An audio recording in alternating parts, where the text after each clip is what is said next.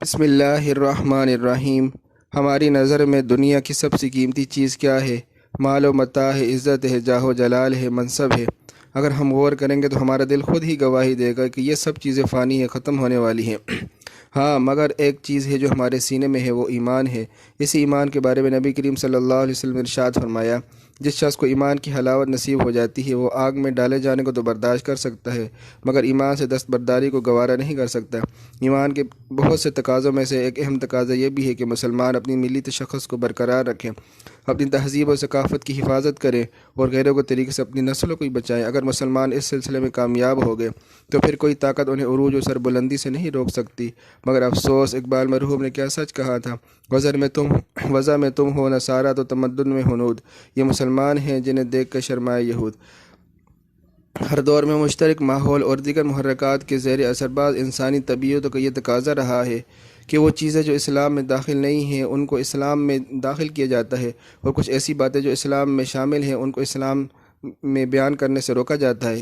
اس بات کو لوگ زمانے کے ساتھ چلنے کا عنوان دیتے ہیں اور ایسا نہ کرنے کو دقیانوسی اور قدامت پسندی سے تعبیر کرتے ہیں۔ گویا اسلام کو زمانے کے ساتھ چلنا ہے، نہ کہ زمانے کو اسلام کے ساتھ۔ حالانکہ اسلام تو امن و سلامتی کا سرچشمہ ہے اور انسانوں کے درمیان محبت، اخوت اور رواداری کو فروغ دینے والا دین ہے۔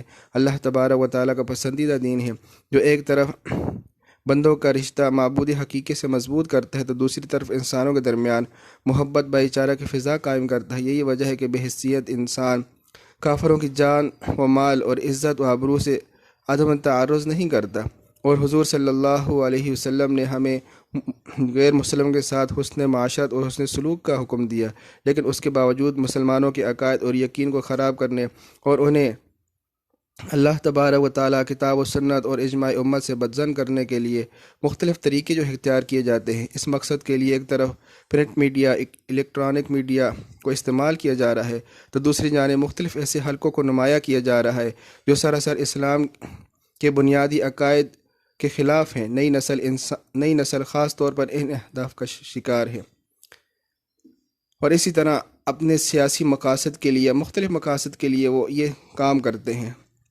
اور جھوٹی شہرت کی خاطر یہود و نصارہ کے تہوار میں مسلمان جو ہے نہ صرف بے دریغ شرکت کر رہے ہیں بلکہ ان کی مذہبی رسومات میں حصہ لے کر اپنی متاع، دین اور ایمان کا کھلم کھلا سودا بھی کر رہے ہیں۔ اس موقع پر بے ساختہ نبی کریم صلی اللہ علیہ وسلم کی وہ پیشن گوئی یاد آ جاتی ہے کہ آپ صلی اللہ علیہ وسلم نے فرمایا، تم ضرور پچھلی امتوں کے طریقوں کی پیروی کرو گے، بالشت برابر بالشت، یہاں تک کہ اگر وہ کسی گوہ کے سوراخ میں داخل ہوں گے تو تم بھی ان کی پیروی کرتے ہوئے اس میں داخل ہوگے۔ تو صحابہ کرام نے عرض کی، یا رسول اللہ صلی اللہ علیہ وسلم، آپ کی اس سے مراد یہود و نصارہ ہیں؟ تو آپ صلی اللہ علیہ وسلم نے فرمایا، اور نہیں تو کون؟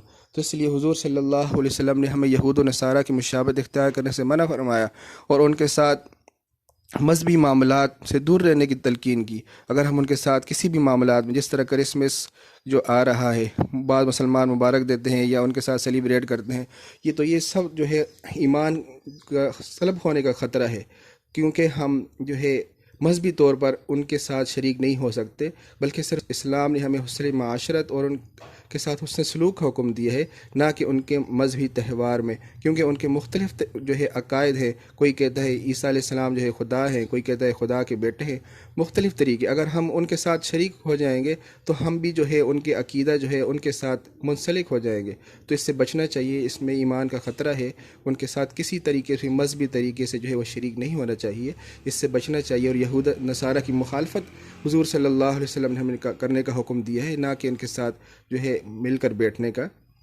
تو اللہ تبارک و تعالیٰ سے دعا ہے کہ اللہ تبارک و تعالیٰ ہمیں ان کاموں سے دور رہنے کی توفیق عطا فرمائے۔